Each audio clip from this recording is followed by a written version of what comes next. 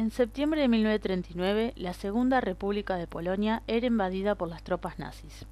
Este fue el detonante de la Segunda Guerra Mundial y fue la primera de las agresiones bélicas que sufriría Polonia, ya que su caída sería acelerada por la posterior invasión por la Unión Soviética. El gobierno soviético anunció que actuaba para proteger a los ucranianos y bielorrusos que vivían en la parte oriental de Polonia.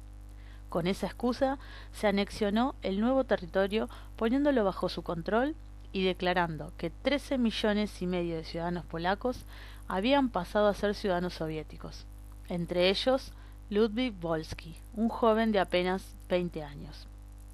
Ludwik nació el 19 de agosto de 1919 en la ciudad de Brest, actualmente Bielorrusia. Era el menor de 5 hermanos. Por esos años, Brest pertenecía a la Segunda República de Polonia. Según sus propios relatos, cuando la Unión Soviética tomó la parte oriental de Polonia, trató de huir y debió enterrar al pie de un árbol sus documentos para evitar que los nazis o los soviéticos tomaran represalias contra su familia. Entre 1939 y 1941, miles de soldados y jóvenes polacos fueron arrestados y enviados a Siberia y a otras zonas remotas de la Unión Soviética, entre ellos Ludwik.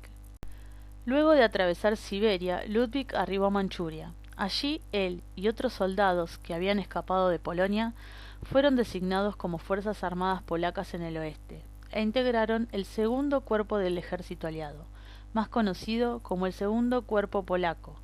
Este cuerpo fue formado en Rusia, con prisioneros que Stalin puso en libertad para que combatieran contra los alemanes. En 1942, el segundo cuerpo fue trasladado a través de Persia e Irak hacia Siria, ya que Stalin alegó no tener medios para mantenerlo, y desde allí a Palestina y Egipto, que estaban bajo control militar británico. En Egipto, Ludwik recibió instrucción militar para luego ser enviado a Italia, donde en el año 1944 participó de la famosa batalla de Montecassino, que sería el inicio de la derrota de Hitler. Al finalizar la guerra, Ludwik, ya instalado en Italia, se enteró que su madre había sido fusilada y en ese momento no sabía qué había ocurrido con sus hermanos. En Italia estuvo hasta diciembre de 1947. Durante ese tiempo conoció a Giuseppina Di Buono, con quien se casó y formó una familia. Su primogénito, José Wolski, nació en Forlì, Italia, el 5 de febrero de 1947. Habiendo formado su propia familia, Ludwik decidió viajar a la Argentina en busca de un futuro mejor. Luego de un largo camino, arribaron al puerto de Buenos Aires el 18 de febrero de 1948. Giuseppina llevaba en su vientre a Ana y José ya había cumplido su primer año a bordo del Empire Lunch. La familia Wolski llegó con un baúl, una bicicleta y 70 pesos. Luego de estar unos días en el puerto y a los 7 días de estar en Argentina, Ludwik, ahora llamado Ludovico, consiguió un trabajo en una fábrica donde armaban heladeras.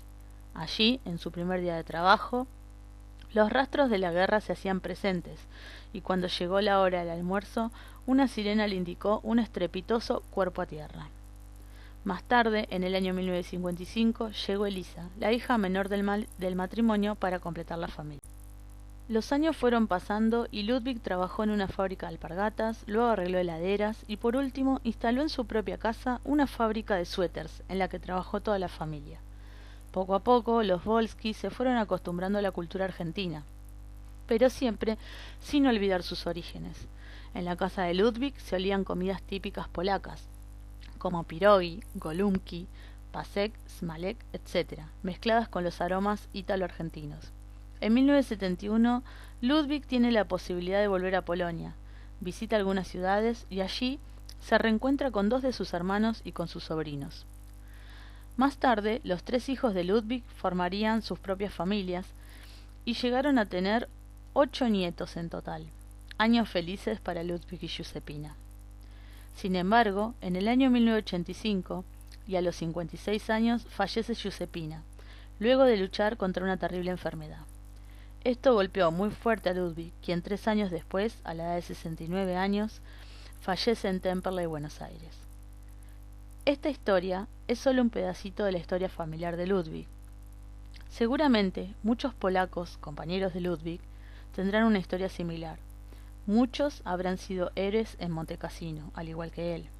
Sin embargo, Ludwik tenía algo muy particular. Ludwig era mi abuelo, mi nono Lulu.